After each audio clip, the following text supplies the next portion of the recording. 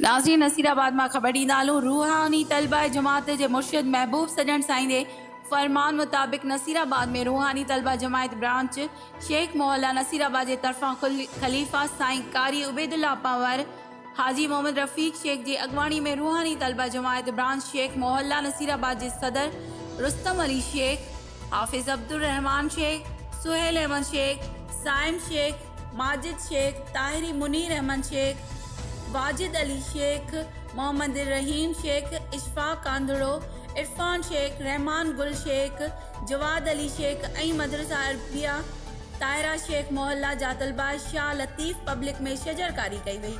उन मौके ते खलीफ़ा साईं कारी उबैदुल्लाह पंवर मुल्क लाइ दुआ घुरी। रिपोर्ट गुलशन मंगी, अमल न्यूज़, नसीराबाद।